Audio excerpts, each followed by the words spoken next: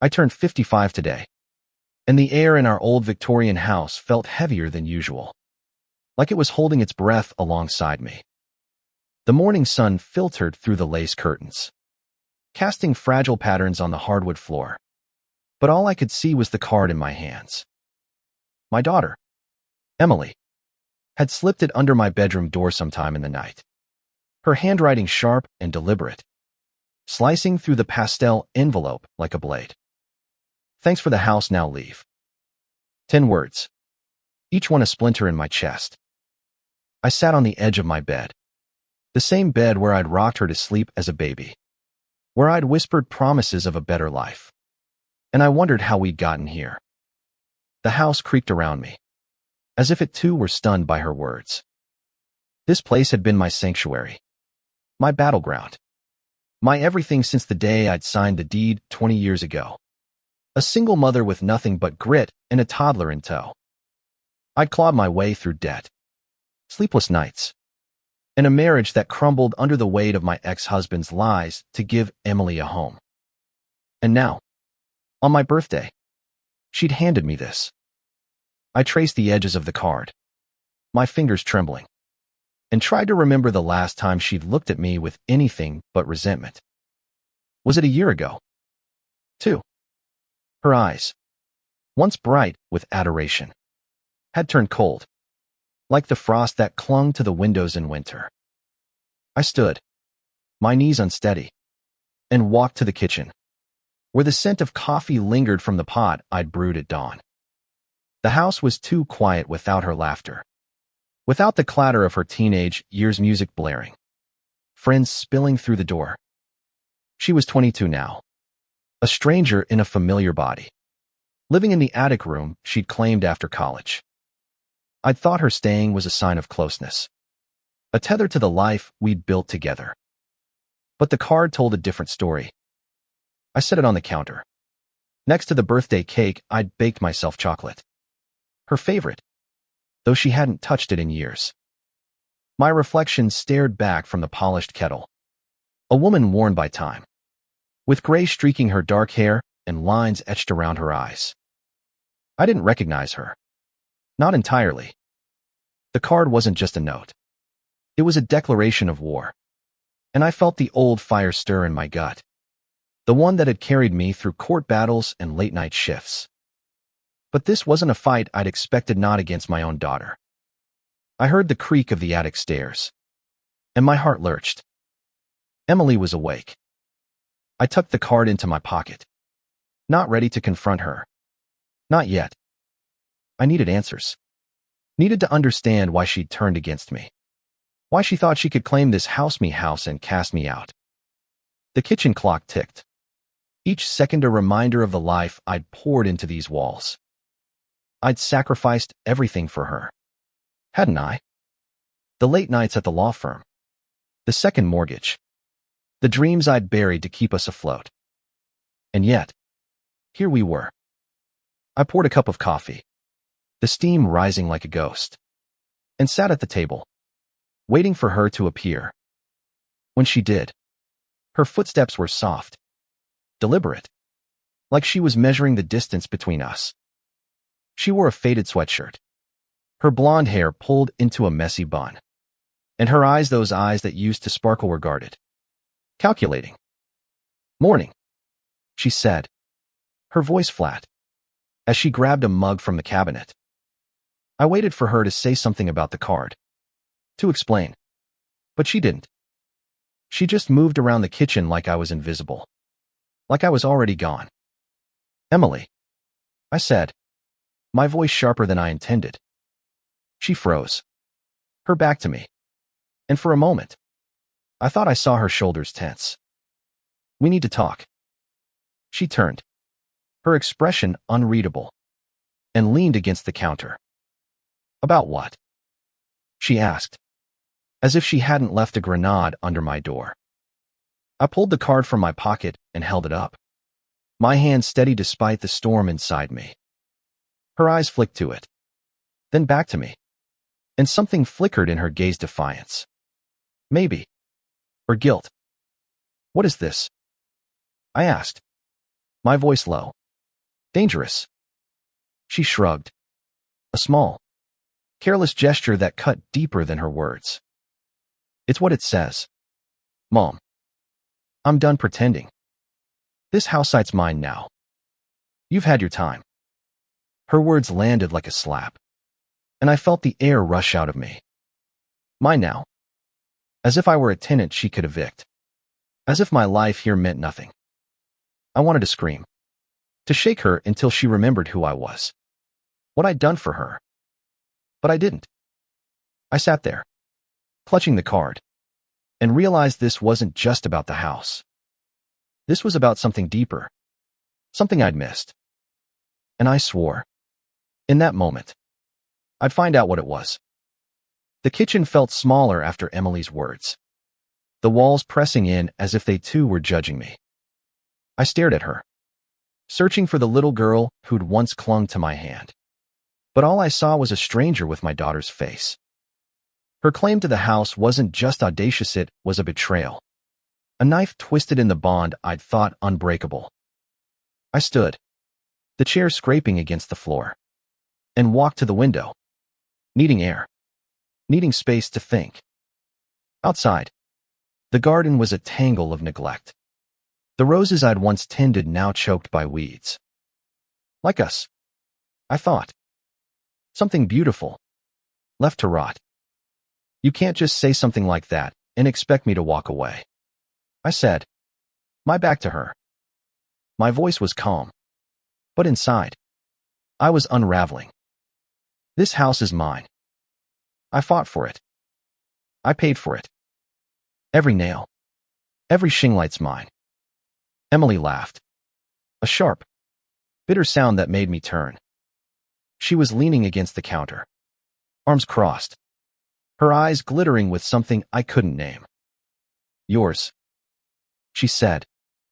You've been holding on to it like it's some kind of trophy, Mom. But it's not. It's a cage. And I'm tired of living in it. A cage. The word stung, sharp and cold. This house had been my refuge, the one constant in a life of chaos. When her father left, when the world seemed determined to break us, this house had held us together. I'd painted its walls with my sweat, furnished it with my dreams. And now she called it a cage. I stepped closer, my hands clenched at my sides. If it's such a cage, why are you still here? Why not leave? Her jaw tightened, and for a moment, I thought she might answer. But she didn't. She grabbed her mug and walked out, leaving me with the echo of her words and the weight of her silence. I sank back into the chair, the card still in my hand, and tried to piece together when it had all gone wrong. Emily had been a bright child, full of questions and laughter. But somewhere along the way, she'd changed. College. Maybe. Or earlier, when I was too busy working to notice the distance growing between us. I'd thought her staying after graduation meant she needed me. But now I wondered if it was something else, something calculated. I spent the day alone, moving through the house like a ghost. I dusted the mantel where her childhood photos sat, their frames faded from years of sunlight. In one, she was 5, grinning with a missing tooth, holding a daisy she'd picked from the garden. In another, she was 16, her arm around me at her high school graduation, both of us smiling like we'd conquered the world. Where had that girl gone? By evening, I couldn't stand the silence anymore. I climbed the attic stairs, my heart pounding, and knocked on her door. No answer. I pushed it open, half expecting to find her gone. But she was there, sitting cross-legged on her bed, a laptop glowing in the dim light. Papers were scattered around her, some with legal letterheads, others with handwritten notes. My stomach twisted. What are you doing? I asked, my voice sharper than I meant. She looked up, startled, and quickly closed the laptop. Nothing, she said, too fast. I stepped inside, my eyes scanning the papers. One caught my attention, a document with the house's address and the word deed in bold. My blood ran cold. Emily, what is this? I demanded, picking it up. She stood, snatching it from my hand. It's none of your business, she snapped, but her voice wavered, betraying her. I stared at her, my mind racing. Was she trying to take the house legally? Had she been planning this all along? The thought was absurd. But the card, her words, the papers, they all pointed to something I couldn't ignore. You think you can just take this from me? I said, my voice low, trembling with anger. After everything I've done for you. Her eyes met mine, and for the first time, I saw something crack in her expression. Pain. Maybe. Or shame. But it was gone as quickly as it came. You don't get it, do you? She said, her voice barely above a whisper. This isn't about the house. It's about you. She turned away, shutting me out. And I stood there, frozen, as the weight of her words settled over me. This wasn't about the house. It was about me. What had I done to make her hate me this much? I left her room, my mind a storm of questions, and went to my study, where I kept the old files from the divorce, the mortgage, the life I'd built brick by brick. If Emily thought she could take this from me, she was mistaken. I'd fought too hard, lost too much. But as I opened the filing cabinet, my hands shaking, I realized this wasn't just about fighting back. It was about understanding why my daughter, my heart, had turned against me. And I wouldn't rest until I knew. The study was my fortress, a small room lined with books and memories, where I'd spent countless nights balancing budgets and battling despair. I sat at the oak desk, the card from Emily resting beside me like an accusation. The house was silent, save for the faint hum of the heater. But my mind was loud, replaying her words. This isn't about the house. It's about you. What did that mean? I opened the filing cabinet, pulling out folders labeled with dates and Dreams mortgage papers, court documents from the divorce, Emily's old report cards. I was searching for something, anything, that might explain her resentment. Had I missed a moment, a mistake, that had festered into this? The divorce had been brutal, but Emily was too young to remember the worst of her father's affairs. His abandonment, the way he'd left us with nothing but a stack of bills. I'd shielded her from that, hadn't I? I'd worked double shifts, taken out loans, done whatever it took to keep this roof over our heads. But maybe shielding her had been my first mistake. Maybe she needed to know the cost of my choices. I found a photo tucked in a folder, one I hadn't seen in years. It was me and Emily at the beach, her tiny hand in mine, both of us laughing as the waves chased us. I was 30 then, still young enough to believe I could outrun my past. I touched the photo, my chest aching, and wondered when I'd stopped being her hero. The phone rang, jarring me from my thoughts. It was my sister, Claire, her voice warm but cautious. Happy birthday, Ellen, she said. You okay? You sound off.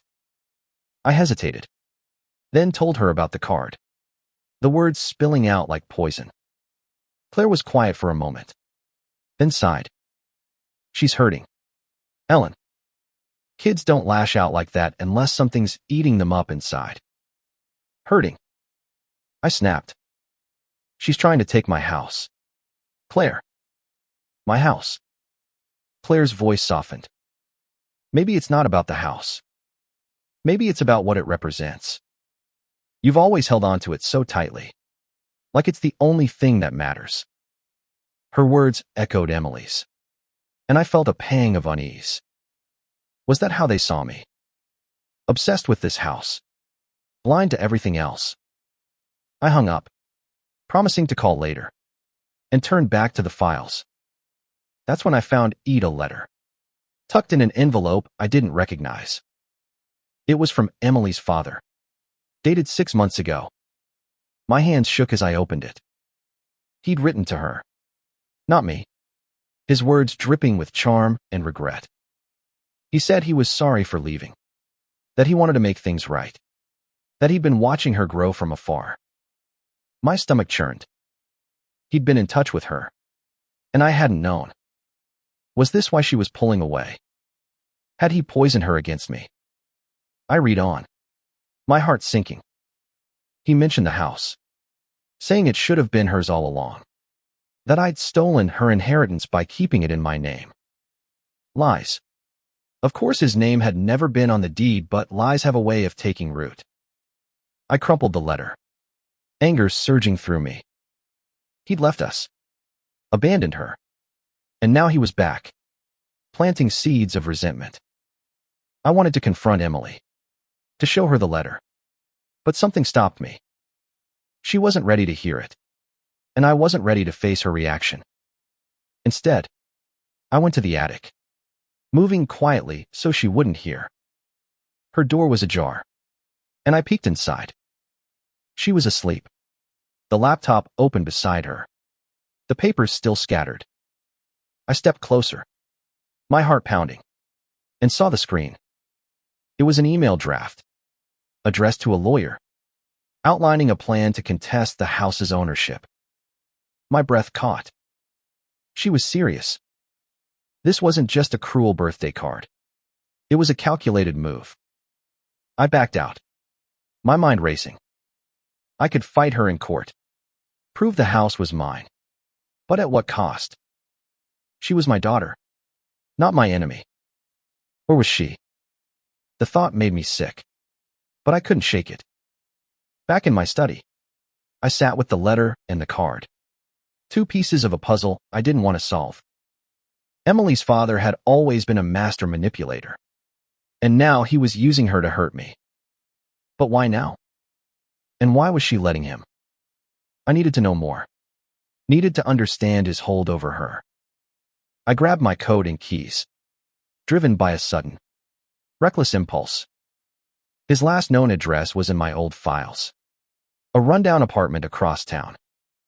If he was behind this, I'd confront him myself. The night was cold, the streets slick with rain, and as I drove, I felt the old fire return, the one that had carried me through every fight, every loss. This wasn't just about the house anymore.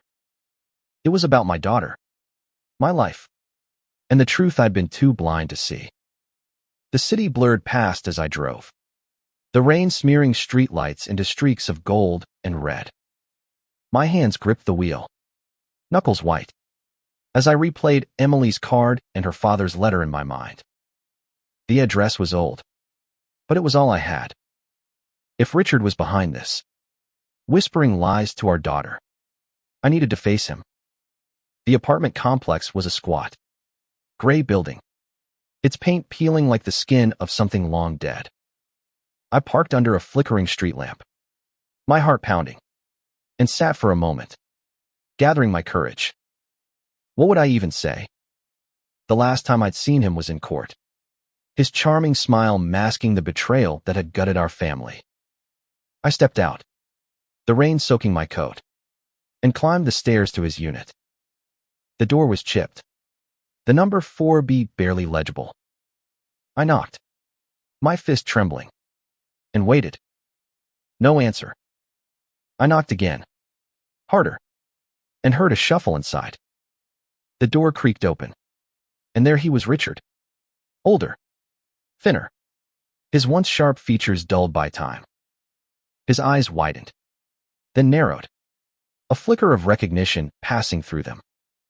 "Ellen," he said, his voice smooth, like he'd been expecting me. What a surprise. I didn't wait for an invitation. I pushed past him, the apartment's stale air hitting me like a wall. It was sparse, cluttered with empty bottles and unwashed dishes. A far cry from the life he'd promised us. "What did you do to her?" I demanded, turning to face him. He raised an eyebrow, leaning against the doorframe. You'll have to be more specific. Emily, I snapped, pulling the letter from my pocket and thrusting it at him. You wrote to her. You filled her head with lies about the house. About me. Why? He took the letter, glancing at it with a faint smirk. Lies. I told her the truth. That house should have been hers. You've been clinging to it like it's your identity. Ellen. But it's her future. I laughed. A harsh, broken sound. Her future. You left us with nothing. Richard. I built that house. I paid for it. You don't get to waltz back in and claim it for her. His smirk faded. And for a moment, I saw something like regret in his eyes. I made mistakes. He said quietly. I'm trying to fix them.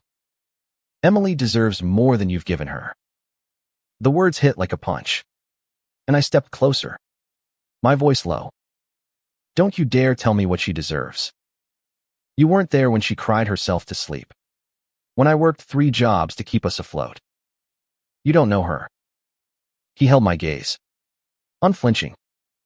Maybe I don't. But neither do you. Not anymore. I wanted to hit him, to scream, but his words stopped me cold. He was right.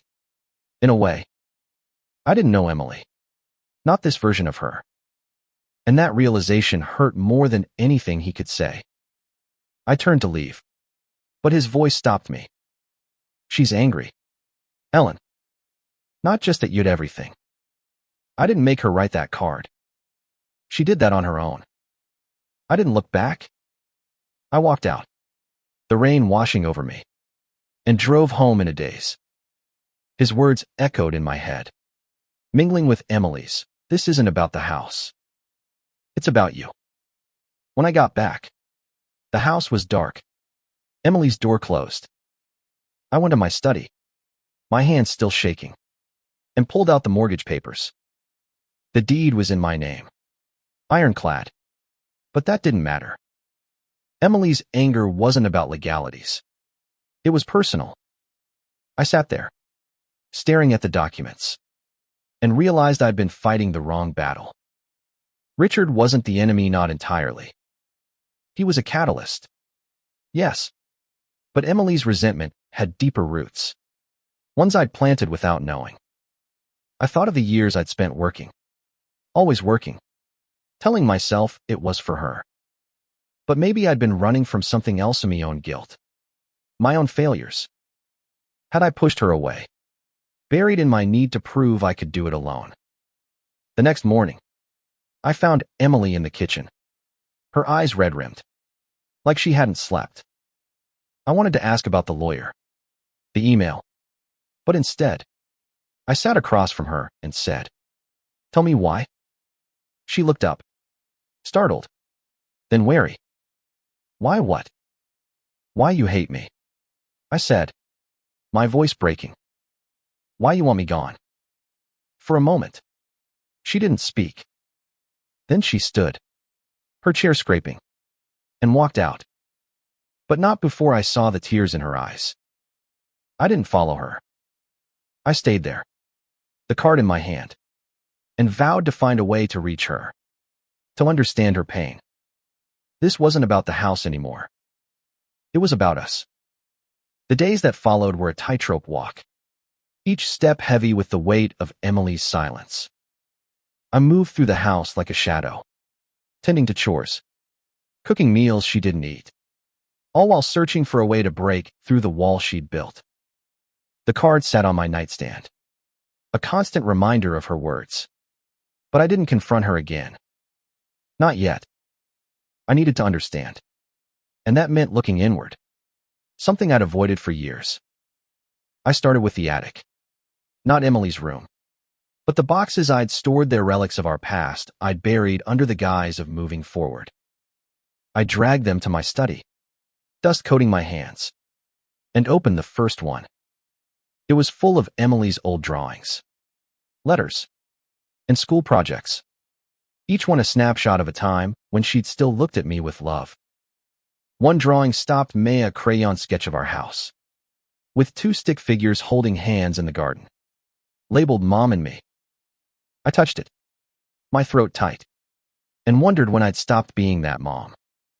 The next box held harder memories, bank statements, foreclosure notices, letters from Richard's lawyer. I'd kept them as a reminder of what I'd overcome, but now they felt like evidence of my obsession.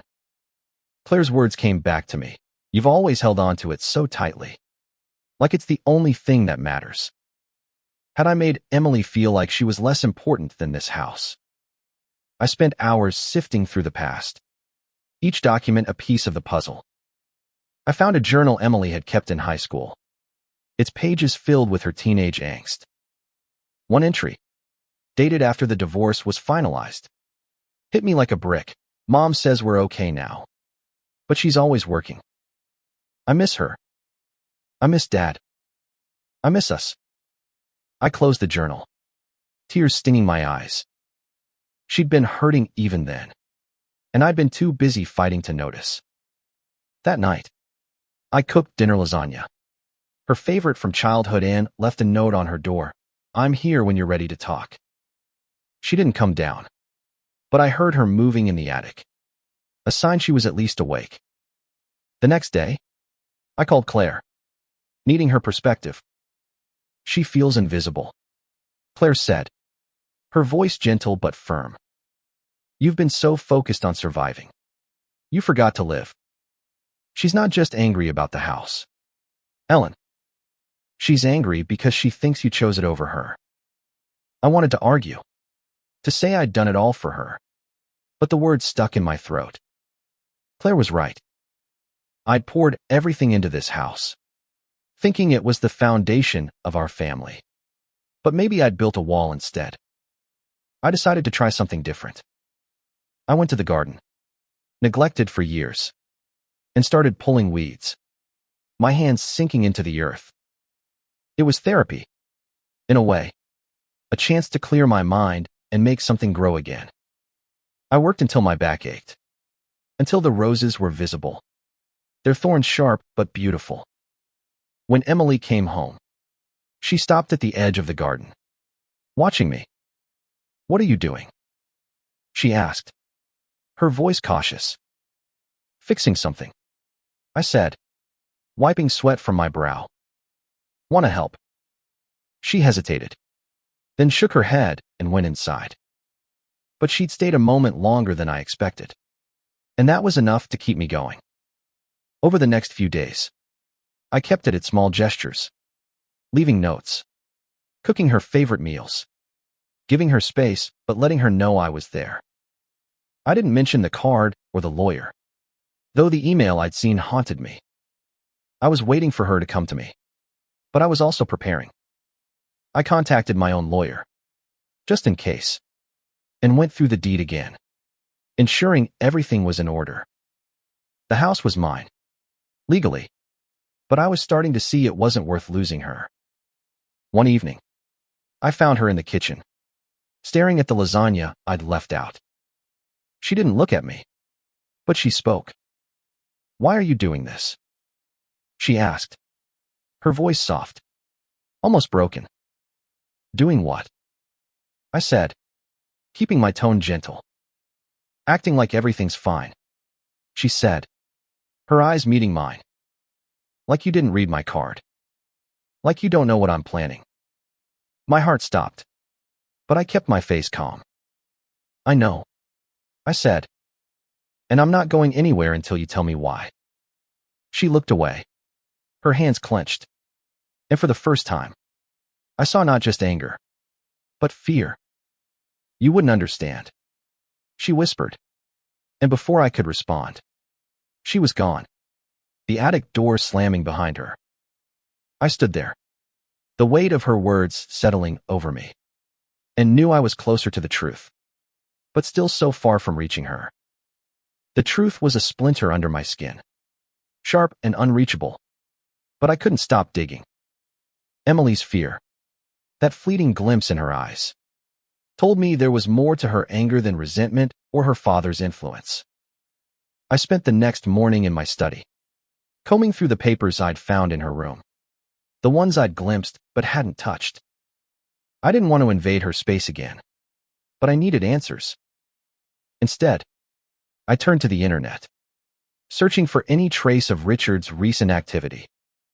His letter had been a clue, but it wasn't enough. I found his name on a real estate forum, of all places, where he'd posted about reclaiming family assets. My stomach twisted. Was he coaching Emily, using her to get to the house? I bookmarked the page and kept searching, my fingers trembling on the keyboard. By afternoon, I was exhausted, but I couldn't stop. I went back to the garden, needing the physical work to quiet my mind. The roses were starting to bloom again, their petals fragile but defiant. I was pruning a bush when I heard the gate creak. Emily stood there, holding a grocery bag, her expression unreadable. "You're still at it," she said. Not a question. "Someone has to," I replied, wiping dirt from my hands. I wanted to ask about the lawyer, the email, her father, but I held back. She set the bag on the porch and hesitated, like she wanted to say something. "Emily," I said, my voice soft. "I'm trying to understand. Help me." Her eyes flickered with something guilt. "Maybe," and she opened her mouth, then closed it. "You wouldn't get it," she said finally, and went inside. But she'd lingered again, and that gave me hope. That night, I left another note on her door. "I'm listening. Whenever you're ready." I didn't expect a response, but when I woke the next morning, there was a folded paper under my door. My heart raced as I opened it. It wasn't an apology, but it was something. "Meet me at the coffee shop on Elm at 10. I arrived early, my nerves jangling, and chose a corner table where we could talk privately. Emily came in at exactly 10, her face pale, her hands stuffed in her pockets. She sat across from me, avoiding my eyes. "Why are we here?" I asked, keeping my tone neutral. She took a deep breath, her fingers twisting a napkin. "I don't hate you," she said, so quietly I almost missed it. I can't do this anymore." "Do what?" I pressed, leaning forward. She looked up, her eyes wet. "Live in your shadow. Everything's always about the house, about what you did to keep it. You act like I owe you for it, like I should be grateful forever." Her words cut deep, but I stayed silent, letting her continue. "Dad reached out last year," she said, her voice breaking. "He told me things about you, about the divorce. He said you kept the house despite him, that it was supposed to be mine." I clenched my jaw, fighting the urge to interrupt. "He's wrong," I said finally, my voice steady. "The house was never his. I fought for it because it was ours, yours and mine. He left us. Emily. He doesn't get to rewrite that." She shook her head, tears spilling over. "I know he's not perfect, but he listened to me. You were always working, always gone. I needed you, and you weren't there." The truth hit like a wave, cold and unrelenting. I thought I was protecting her, building a future, but I'd left her alone in the process. "I'm sorry," I said, my voice cracking. "I thought I was doing it for you." She wiped her eyes, her expression softening, but only slightly. "I wrote the card because I was angry," she admitted. "I wanted to hurt you, like you hurt me. But the lawyer, that was Dad's idea. He said I could take the house, make it mine." My heart sank, but I wasn't surprised. Richard had always known how to manipulate, how to prey on vulnerability. "And now?" I asked. She looked away, shredding the napkin. "I don't know. I just want to be free." I reached for her hand, but she pulled back. "You are free," I said. This house. It's not a chain. It's a home. Our home. She didn't respond. But she didn't leave either. We sat in silence, the coffee shop humming around us. And I felt a shift. Small but real. She was talking. Finally. And that was a start. I didn't push her further. I paid the bill. And we walked home together. Not touching, but closer than we'd been in years. The walk home was quiet. But it wasn't the heavy silence of before. Emily's confession at the coffee shop had cracked something open. And though we were still miles apart, I felt a thread of hope. The house loomed ahead, its Victorian gables sharp against the gray sky. And for the first time, I saw it through her eyes, not a sanctuary, but a weight. I wanted to fix it, to make it ours again, but I didn't know how. Inside, Emily went straight to the attic, and I let her go. I needed time to process, to plan. Richard's influence was clearer now, but he wasn't the root of her pain. I was. I'd been so focused on survival. I'd forgotten to live, to be the mother she needed. That night, I sat in my study, the card and her father's letter side by side. I wanted to burn them, to erase the hurt. But instead, I wrote a letter of my own. Not to Emily. Not yet. But to myself, a list of everything I'd done, everything I'd sacrificed, and everything I'd missed. It was raw, messy, a confession of my own failures. I wrote about the nights I'd stayed late at work, thinking I was building a future, while Emily ate dinner alone. I wrote about the divorce, how I'd hidden the worst of it to protect her, but maybe I'd only isolated her. By the time I finished, my hands were shaking, and the page was smudged with tears. I folded it and tucked it away, a reminder of the work I had to do. The next day, I found Emily in the garden, staring at the roses I'd been tending. "They're looking better," she said, her voice neutral but not cold.